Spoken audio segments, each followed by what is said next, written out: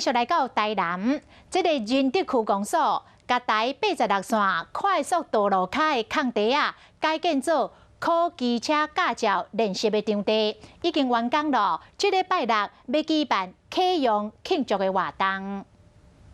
台南市仁德区公所特别向交通部公路总局申请，将台86线快速道路桥卡的所在起做机车考照的练习场，今摆已经起好势，开放给需要的民众使用。这个场地呢，我们是跟交通局呢申请44万元，来这边设置 一些考照设施，交通部开44万起这座机车考照练习场，让民众加真便利。嘛活化这个所在，公所卖伫咧9号举办启用典礼。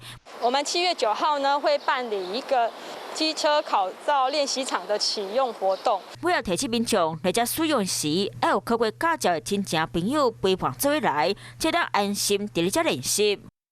Hello， 大家好，我是乃瑜，要教给大家2个任务。第一个，华视新闻的脸书专页，你按赞了吗？